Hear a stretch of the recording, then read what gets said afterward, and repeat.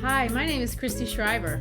And I'm Gary Schreiber, and this is the How to Love Lit podcast. This is our second episode as we continue to discuss Paulo Coelho's world-famous book, The Alchemist. Today's episode is called The Alchemist, the Allegory, and the Argument. Apparently, we're going to go with alliteration. And we want to do this book very differently than we've done the other books in the past because this book is unique and it's meant to be read differently than other books. And honestly, I don't think it's really in the spirit of Coelho to analyze this book in a traditional way.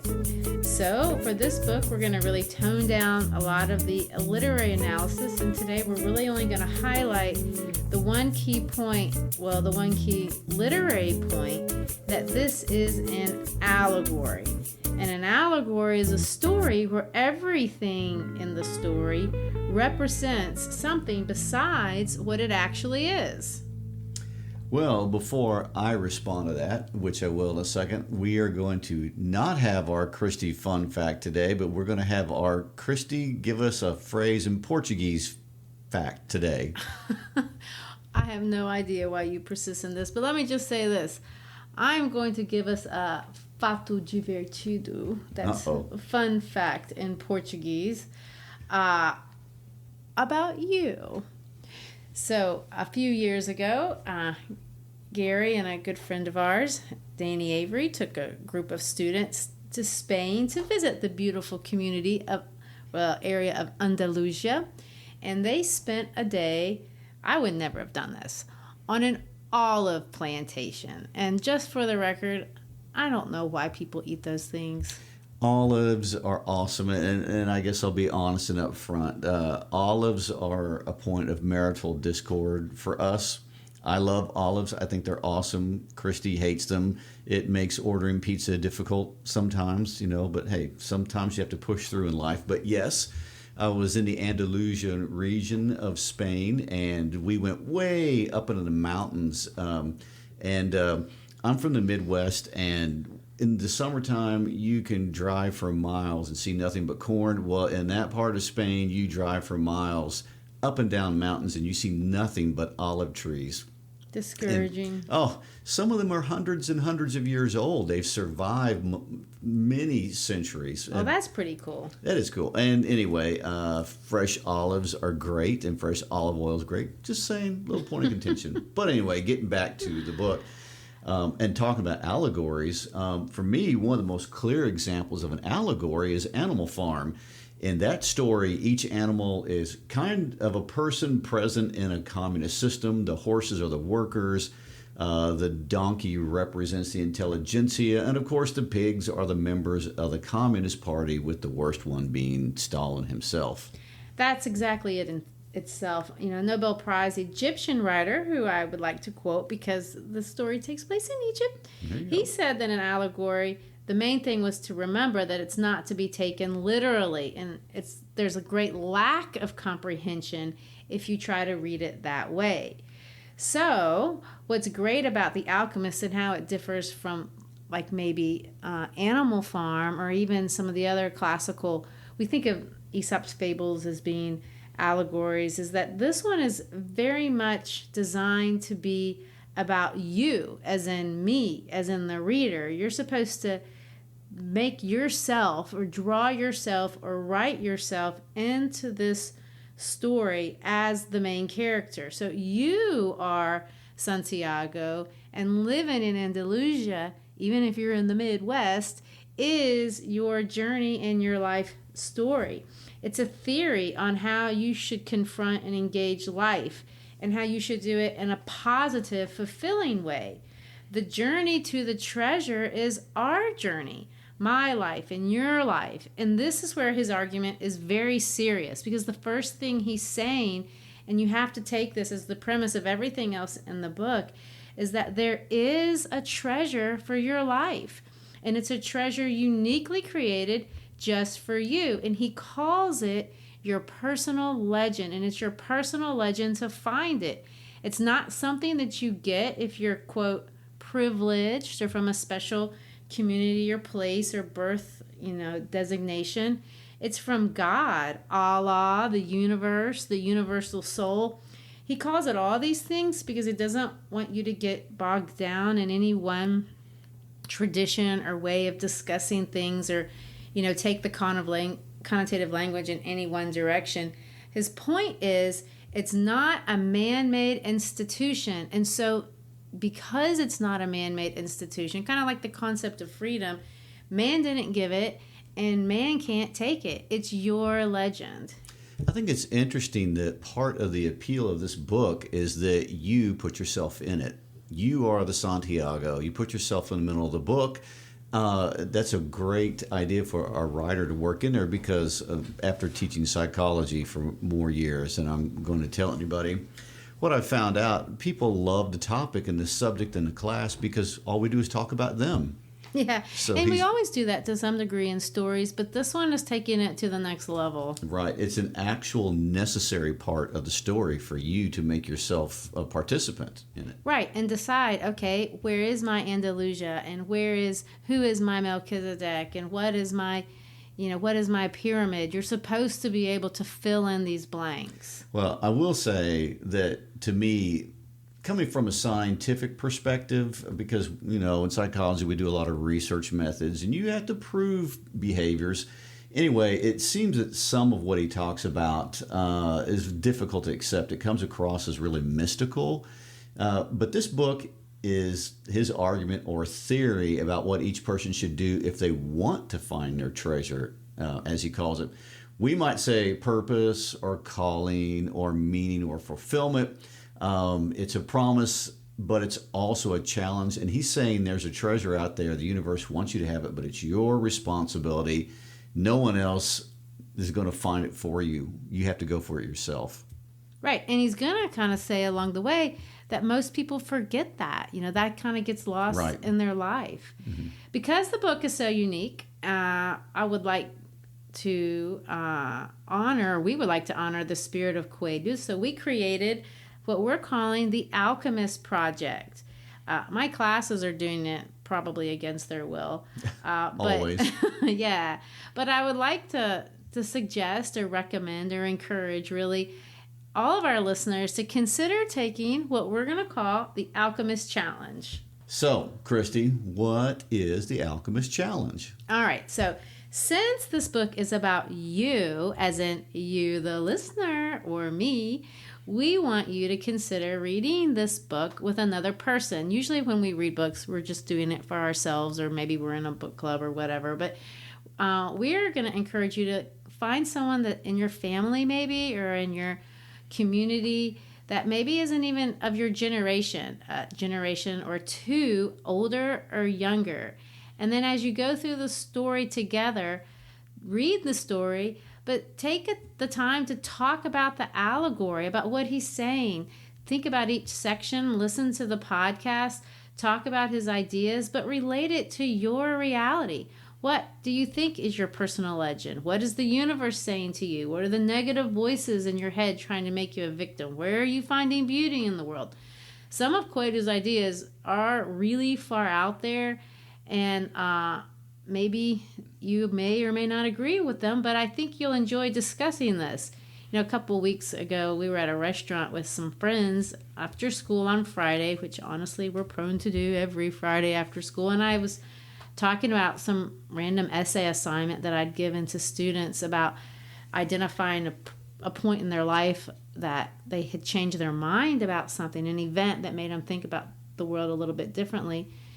And one of our friends looked over and said, Christy, if you had signed that to yourself, what would you write about?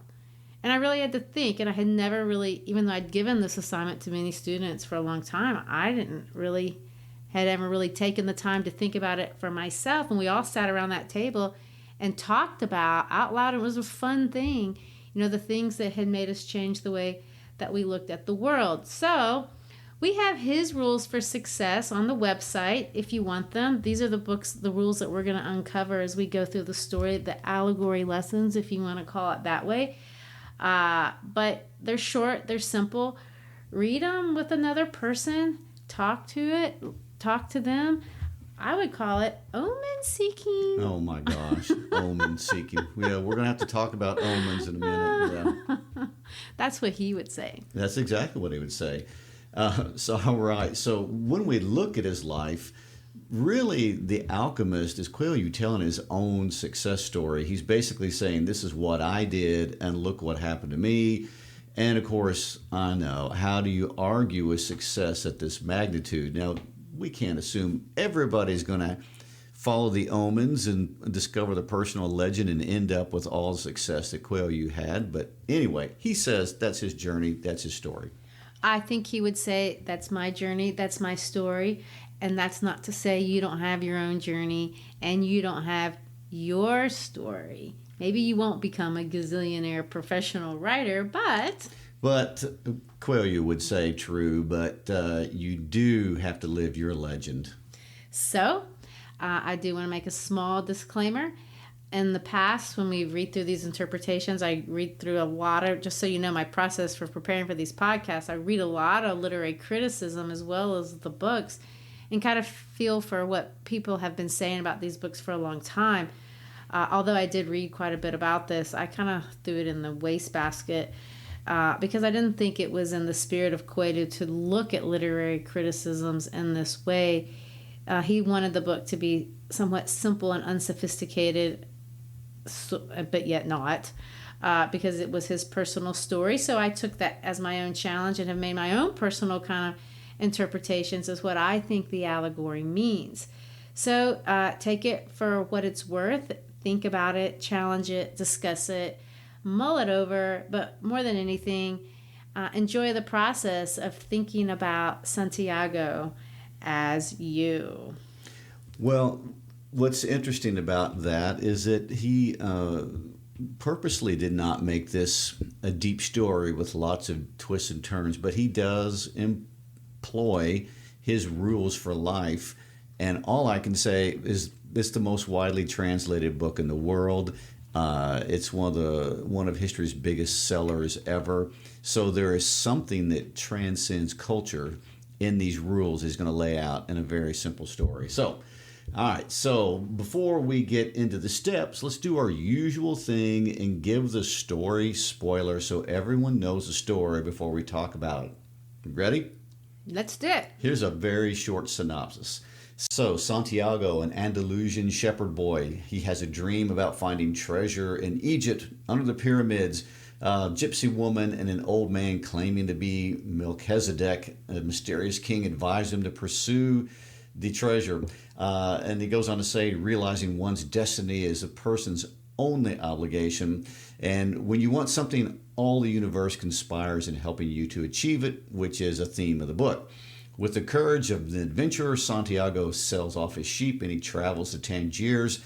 A thief will steal all of his money, and Santiago will take a job with a crystal merchant who unwittingly is going to teach Santiago important lessons for his long journey ahead. That's about as short as we can make it.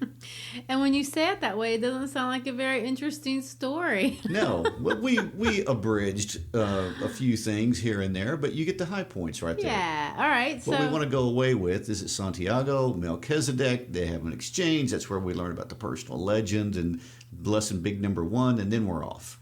Off we go. So let's look at Coelho's, we're going to call them Coelho's rules for success in narrative form. Okay. And rule number 1, leave the sheep. So he's sitting there in these sheep and he's mulling over his life and he notices that they're just eating and sleeping and they're really passionate about eating and sleeping. And he's just lost his passion for that sort of thing. And he decides that, it's time for him to answer this call. And leaving the sheep means hearing the voice is what Coelho is going to call of the soul of the world that is connected to everything, and you really don't have any control over it, but that soul of the world is going to make a call to you, a call to adventure, and you're going to make a decision. All right, I'm taking the challenge. Okay, I want to say a couple of things about this. First of all, I want to talk about sheep. Okay. So rule number 1, leave the sheep. Now, in our modern American interpretation, we have a tendency to say, don't be a sheep, don't be a follower, think for yourself, be a leader. We harp on those kind of things. But sheep get a bad rap. They get a bad reputation, and it's not deserved. And in the book, Santiago's not unhappy with the sheep. While he was with the sheep, he learned sheep culture. He learned sheep language. He learned sheep emotions. He invested in the sheep when he was with them. So leaving the sheep at this point is not necessarily the idea, these sheep are going nowhere and are dead weight, you must get away from them. No, it's kind of like, all right, I've learned lessons from this group. Now it's kind of time to move on. And secondly, this whole idea, okay, this is interesting. When Coelho talks about this idea of the soul of the world, I have to get psychological for just a moment. Now, the soul of the world, how could that possibly be psychological? It's clearly mystical. It's clearly mystical, and I can't explain it. But I have a very interesting anecdote that I want to throw in there, just as a way of maybe highlighting this from a different perspective. So there is a neuroscientist named Jill Bolte Taylor. Some of you may have seen her TED Talk. What's fascinating about this woman is obviously she's a literal brain scientist, and one day she has a stroke. And the great thing about her story is that she's halfway through the stroke, she's conscious she's having a stroke. And she loses a lot of the functions of the left hemisphere of her brain. And now she's operating with the right hemisphere of her brain. And what's interesting about her describing her own experience is that she kept saying that she felt expansive, she felt huge, she felt connected with the universe. She didn't feel the boundaries of her body, that there was an understanding that she was energy and everything around her was energy. And in her discussion, what she talks about is one of the functions of the left hemisphere is to try to bring order out of all the stimulus that you receive in the environment, visual stimulus, auditory stimulus. And the left side of your brain is really interested in trying to organize that and make it meaningful. And she said the right side of the brain was about experiencing the connectedness of energy. So that's about as mystical as I can get with that. But and yet scientific. So it is. Science may suggest there is a soul of the universe. It might, but if you want an interesting video to watch her Jill Bolte Taylor's Stroke of Insight video. You'll be impressed with what your brain does. Well, it is an interesting dialogue that the East, as in the eastern side of our planet Earth, and the western side of the world, culturally speaking. Yeah, they've been debating this idea. Yes, they have. Of the interconnectedness of people, and Coelho's going to try to take those ideas and kind of put them together. The idea is there is a sense that people do feel a restlessness from time to time, and where does that come from? Is it biological? He's going to say it's not. It's the universe. The universe, it's the soul, speaking and to it's you. coming for you. It's calling you to adventure, and whether those sheep are enjoying, some olive-covered pizzas or not, it's time to get up and go look you for up some Hawaiian pizza. Oh, no. And seek out the real adventure. Hawaiian pizza is unforgivable sin. I'm sure there are many listeners who agree. Rule number 1, leave the sheep. All right, let's go on to rule number 2, which I think is awesome, and it's not even too mystically far out there. Rule number 2, be the protagonist in your own life. Before I go any farther, please remind us what a protagonist is, because that's a literary term. Yeah, the protagonist is, you can think of it as the hero, but sometimes they're not heroic, but they're the character who the story is actually about. The idea that this is your life story. You're not assisting somebody else's life story. Everyone gets their own life story. And making that happen sometimes isn't all that easy. Oh, no, it's not. As a matter of fact, we've come across this great idea that you and I have discussed regarding this, in that if you are not the protagonist, if you are not the main person in your own life, somebody will come along and draft you into their story and make you subservient to their story. And we could get into a big discussion about psychological boundaries and things of that nature, but I think the lesson is really great. Be important in your own life. And Coelho is not saying that as a selfish, self-absorbed, narcissistic thing. He's just saying, that was the point of the prologue. Yes, exactly. Yeah. It just be present and be important in your own life story, because there are a lot of people who are not. They forget that, or they've not picked that up, or they've lost it. Well, and the idea that if you'll take care of yourself, then you can take care of other people. I mean, he's clearly not living a selfish life. He's taking care of the sheep. In fact, his journey involves the next step is going to a community where he's going to shear his sheep and then sell his sheep. So he's not being selfish. He is being responsible. Okay. And the second part of this was basically take responsibility for yourself. That's part of being the protagonist in your own life, realizing you do have to own your choices and take responsibility for those choices. And he kind of goes through this process. You know, it's not like he just automatically knew what he wanted to do. He knew he wanted to travel, and he says that from an early childhood time, he had wanted to travel, and his parents were disappointed in him because they wanted him to go to the seminary and have a respectable job. And that is straight from Quaid's life, because that's exactly what his parents did. Yeah. And he chose not to do that, and his parents came around. And in this book, this guy's parents came around when he decided to be this lowly shepherd boy.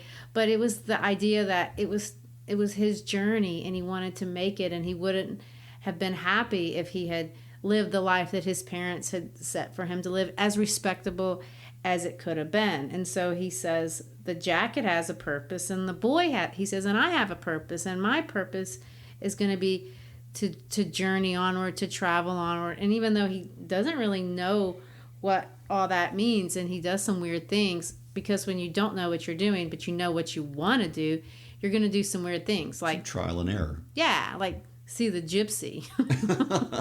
Or talk to the guy in the bar who will steal his money. Yeah, sometimes it goes well. Make mistakes. And sometimes it doesn't. Well, being a protagonist in your own life was rule number 2, and it's not always overt. We've got a few lines in the book where he just says this in passing, states this idea, such as, if someone isn't what others want them to be, others become angry. Then he goes on to say, everyone seems to have a clear idea of how other people should live their lives, but none about his or her own. Another line is, accept responsibility to make your own decisions. Don't allow others to decide for you. There is a steep price for that. Well, Melchizedek is the one that taught him that, because, right. You know, Melchizedek says, go to the pyramids. And he said, okay. And he says, that's going to cost you. And he charged him.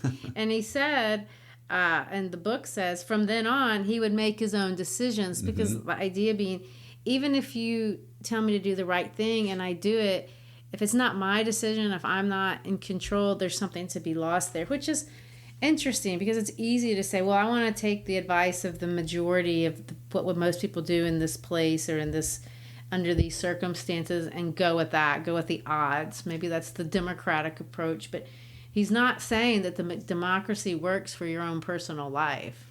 Well, to tag on to that whole idea, later on in chapter 1, after he gets robbed by the thief, he's going to have a moment where he's really dejected. He's alone in the square by himself, and he blames God.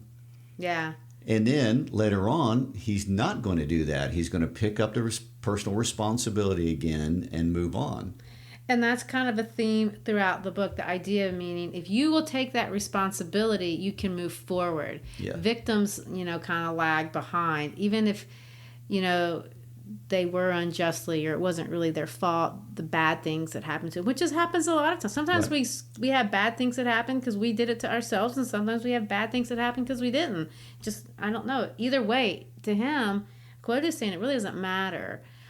You follow the legend where whatever that's going to be. And before we move on to rule number 3, I kind of want to sum this up and say that these rules are not stated overtly in the book, but they are in all these passages like we just And they're not just in the first section. We're going to trace these again in it, because he's going to entire book. Right, because in the second section he's going to take these little lessons, and then he expects you to argue with him, and he's going to answer those arguments with different. Well, what about in this time? What about under these circumstances? And he's going to kind of engage you in this I don't know, allegorical, metaphorical way. All right. Well, tell us about number 3. Number 3 is identify a passion, a dream, a goal, a motivating drive. And he's going to term this your personal legend.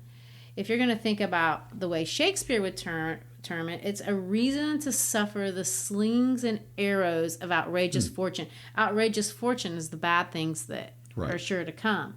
And he's going to say that in some ways, you don't pick those. That's the idea that the universe picks it for you. So the personal legend is a calling, and that's where it kind of gets crazy. And he's going to say that your obligation in this world, and this is where, just take the hocus pocus. We let the author do his thing. Yeah. He gets to do what he wants. Let the universe call you through your passions, through your interests, through your wiring of your brain, if you want to call it whatever, and find it, latch onto it, and pursue it. Create a trajectory of your life out of those things, and he's going to call that his personal legend. Which I want to say, I'm really glad we kind of give that an operational definition. So personal legend is not some spooky voodoo. It's your passion, your dream, your goal, your motivating drive. Well, and then it's the spooky voodoo, because where does that come from? Then the universe telling you, go do it. Yeah. So, why did we want to do a podcast? Did we think of that, or did the universe put it? Told us to.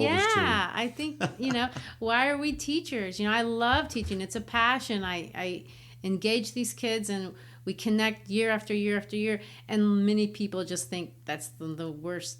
You're never getting out of high school. I hated high school. No, it's not for the faint of heart. Well, and it's just not for everyone, but everyone is like that about something. And he's going to say, everyone has one. And we have this come up all the time. I teach 10th graders this year, and I had a kid, I was telling them to pursue their passion, get involved in clubs, go to ball games, all these things that we tell kids to do at the beginning of the year, and we're trying to get them to hook in. And this kid just goes, in desperation, I don't know what my passion is. And, that's understandable. Well, it's somewhat excusable in younger people. And you and I had a conversation a while back about following your passion. And I had to say, well, you have to realize everybody follows their passion. For some people, their passion is inactivity, and they put a lot of energy into becoming inactive or creating ways to do that. But nonetheless, they're following their passion. Well, I put a kibosh on that, because I had a kid say that. My passion is sleep. I want to go to sleep. And I said, that's a bad passion. You find... So judgmental. It is judgmental, but I'm correct in that judgment. And he's going to say, I will say this. I was like you. I kind of said, I had this idea that passions can develop over the course of your life, and obviously that's true. But Coelho is going to make the argument that there's something in your heart, even as a young, this is what he says, when you're young, you know what your personal legend is. It's what you wanted to accomplish. You're not afraid to dream and to yearn for everything that you would like to seek happen. But as time passes, a mysterious force begins to convince you it's impossible. So I don't know if there's this tension between an evolving passion, or is it true that something is always in there and you've just got to dig it out? Well, can I be a killjoy for a moment? Absolutely not. I'm going to do it anyway. Okay. Because it's commonly seen in movies that people talk about, you have to reconnect with what you were, with your childhood joy and things of those nature, and that's where your true essence lies, which is really where this whole idea goes from what Coelho is saying. But the reality is the demands of survival and maturity and growing up change that. It's not that it kills something innate in you. It just decides whether or not it's even possible. Or perhaps you refine it. And I don't think that Coelho would even argue for that. If you look at his life, he went from being that crazy rocker, in the hippie kind of generation, to developing into an accomplished writer. So clearly there was an evolution. He is an outlier. I just don't even know that he could be counted amongst the normal humans for his experience. But. Well, perhaps not. But this idea that there is, I guess, maybe never lose the curiosity and desire to grow or pursue or to have passion, maybe, would be the challenge there, and just keeping trying to find it. If you don't have a passion, say, I'm going to try this one and see sure, give it a go. Yeah, the whole idea is if one passion meets a dead end, that doesn't mean you give up on life. Right. You go another direction. All right, ready to go on to rule number 4? Rule number 4. It gets no better. It gets even more mystical. Rule number 4: learn to recognize omens. I love omens. Oh, I've started to incorporate that word all the time now. No. Are we going to be able to operationally define omens? I don't think we are. Anyway, so he's had the same dream twice. There's a theme of people wanting one-tenth of his treasure. He runs into the old man, the King of Salem, which basically means King of Peace, and Melchizedek. I want to pause there for a second. Okay. I think it's worthy of note. Obviously that's a biblical allusion out of the Old Testament. It's one of the earliest stories of Judaism. And the idea that the King of Peace, there's peace in the idea of looking for your passion. That's not a place of angst. Oh, we've moved on from passion now. We're on to omens. I know, but the omens are going to bring you peace because you're going to have this excitement, I think. Okay. Of looking for them and engaging them. And I just think it's I think actually what you said is true. We've left passion and we've moved to omens, and there's where you find peace. Just saying that's an idea. Oh, you just discovered that. I'm just saying It's there. It's interesting. Well, and to put omens maybe in a more approachable idea for a reader reading this book, omens can be something as simple as opportunities. Yeah. Look at the opportunities that open up and go for them. We're not necessarily talking about throwing chicken bones on the ground and reading some kind of mysterious meaning out of that. Although he does follow a butterfly in the book. Yes, well, there is that. Okay. And I think Quaid may be prone to, I think he said, I heard him in an interview say one time that he knows it's time to write a new book when a feather falls. From the sky. Yeah. So, you can take it as far as your scientific mind will allow you to take it, and you may not be. I know you're not chasing down the ducks at the pond. I am not resisting him scientifically. I'm just trying to put him maybe more approachable terms. But go ahead. So the idea being that there are going to be opportunities. There's going to be things, yes. And then events will open up. And then you follow the omens. That's rule number 5. So follow the omens until you make it happen, no matter the cost, the sacrifice, where it takes you. And I will say, I've tried to practice this. I threw out an omen. One of our favorite mentors is Susan and Beckett from the History Chicks, and I wrote her, and she wrote me back, "Love you, Susan," and it was an omen. It was an omen that we're gonna be podcasters together one day. Oh, okay. Well, there you go. Good luck with that. Yeah. But it was very, very nice of her to be supportive. So you follow the omens, you look for them, you check them out, you chase them down. And he says, treasure is uncovered by the force of flowing water, and it's buried by the same currents. Now, if that's not enigmatic, I don't know what an enigma is, but there is something there that treasure is uncovered by the force of flowing. Action. Yeah, by flowing water. Because there's the concept here of the principle of favorability. And, of course, everyone's favorite line from the book. The universe is conspiring with you to help you. I love it. Okay. Yes, the universe is not against you. It's conspiring to help you. So let it. Yes, which is the biggest and most famous point out of the whole book. The quote from the book says, and this, God has prepared a path for everyone to follow. You just have to read the omens that he left you.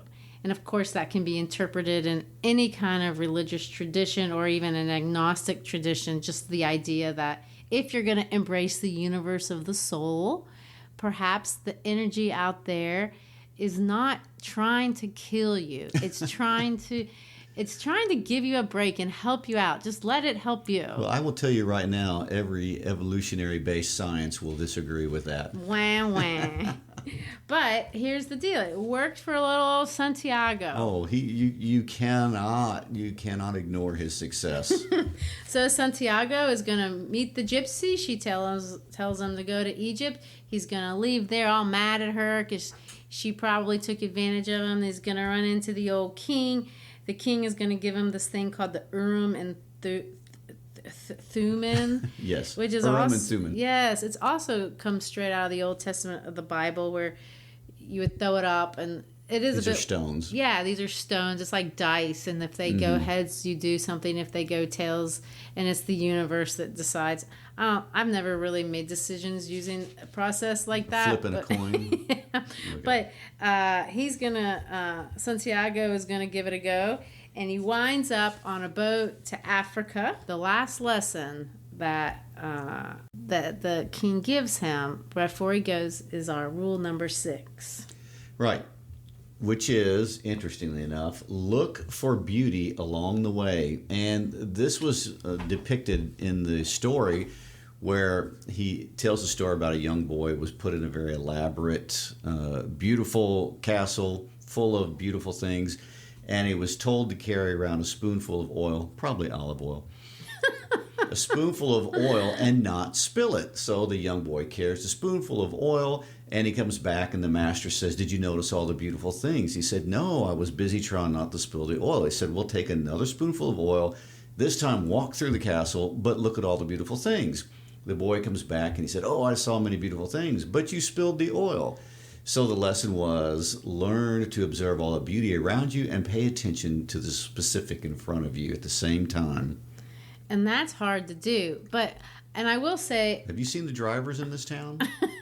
Yeah, they're not keeping the task at hand. No. But I will say that's a lesson. Talk about lessons learned late in life. In fact, you taught me that lesson because I'm one of these staring at the oil in the spoon types. I can really focus in. It's part of my ADD. I can zero in and exclude the whole world out. Don't even hear what you're talking about. And sitting back and just allowing myself to look and for the beauty along the way has really been a lesson, an exercise that I've, just picked up over the last few years. And it's made I will say that it's fun. It's fun to see beautiful things and listen to music and connect to the metaphysical world in that way, just saying. Well, I'm a huge fan of admiring your work. When you create something, when you build something, when you put something together, take some time to sit down and look at it and be pleased with what you did. So. And the works of others, yes, know. When you go to a place like Florence or I've never been out west to the Oregon and Washington, but when I even look at those pictures, they're awe-inspiring, and that's the marvels of the world. And yet, of course, people that only do that, that's too much artist in you. It drives you nuts. You can't stand being around those people. You never get anywhere. Well, I will tell you, as a musician, it's a difficult balance. You can deal with some brilliantly gifted people that are so flaky that you can't have a conversation with them. But it all comes down to this balancing act of taking risks. He says, push out your individuality. Don't be paralyzed, and engage the world. And there's beauty to be found there. Again, movement, action, responsibility. Yeah, movement, action. So we get to the last rule. And in his case, he goes to Tangiers, and he's a Spanish boy. He speaks Spanish. His religion is Catholicism. That's where he knows what he knows. And he goes over there to Tangiers, and it's completely different. He wants wine because, of course, that's all they drink in Spain. And he gets over to Tangiers, and it's against the law because it's a Muslim country, and they have different rules and cultures, and he can't talk to anybody, and he doesn't speak the language, and he doesn't understand anything that's going on. So he's completely, I guess, numb, or what's the word, mute and deaf.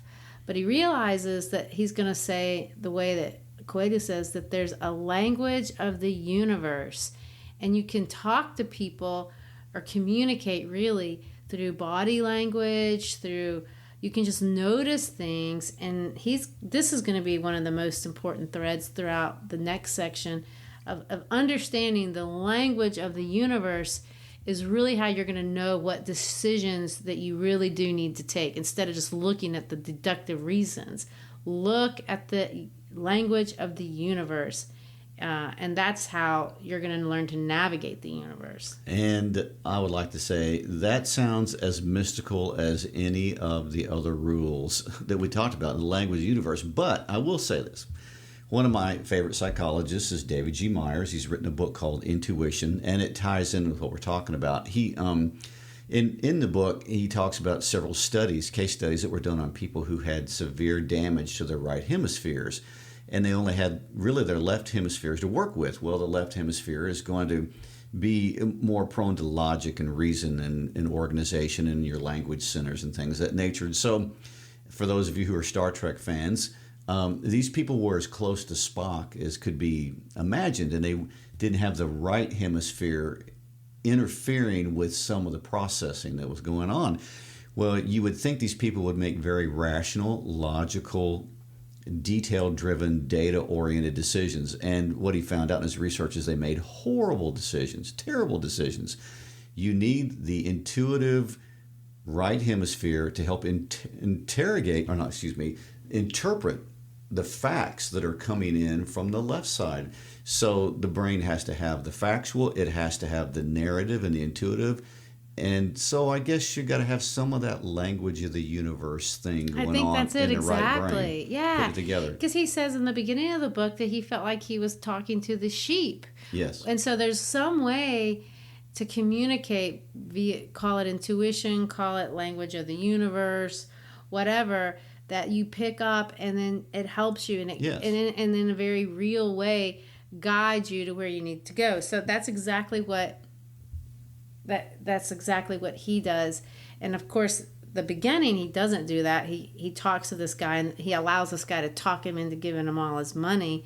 He feels like a complete idiot, but he picks himself up, decides to pursue onward, even if he had had a big fail. And he listens to the soul. And he winds up at the next key character in our story, the Crystal Merchant. And so how does he choose the Crystal Merchant? He just walks down the street and he stops in front of a shop, and it says that the practiced eyes of the Crystal Merchant could see that the boy had no money to spend. So they have this kind of intuitive conversation, but there's something about this guy that he's drawn to, that the boy is drawn to, and they make some sort of intuitive connection. Well, one last thing about intuition. It's not voodoo. Intuition is a literal function of your right side of your brain looking for patterns in the environment. And you look for patterns to assess safety, danger, threats, things that you need. And we've learned as humans to do that by looking at facial features and reactions. And yes, some people have intuition that is very accurate. Some people don't. But what explains why you have some of the initial reactions to people that you meet. Right, and I think this is exactly what's being detailed in this last section of the book. So he engages the merchant engages him, they have a brief conversation. It's kind of like they're feeling each other out. One invites the other out to eat. He says, let's go have some lunch, said the Crystal Merchant. They put a sign on the door, and then, they kind of, through this communication, I guess some verbal, some nonverbal, they can create a trust. And it's this trust that is going to lead him to his next Omen. Oh my, the next voice from the universe. All yes. Right. So we'll stop there. That's a good breaking point before we jump into the second half of the story next time. But I want to reiterate the rules before we leave. So let's go over them real quick. What's number 1, Christy? Leave the sheep. Number 2, be the protagonist in your own life. Identify a passion. That's 3. A dream, a goal, a motivating drive, a personal legend. Number 4, learn to recognize omens. 5, follow the omens. Number 6, look for beauty along the way. And what's our last one? Listen to the language of the universe. All right, that should be enough for everybody to think about before we come back next time and get into the second half of the book. Thanks for being along with us. Be sure that you check us out on our How to Love Lit podcast page. We have lots of great resources there for teachers that they can use in a classroom. We have poetry supplements where Christy will teach you poetry like you've never been taught before. We are also active on our How to Love Lit podcast Facebook page and our How to Love Lit podcast Instagram page. Feel free to join us, follow along, keep up, see what we're doing. Thanks for being with us today. We'll catch you next week. Peace out.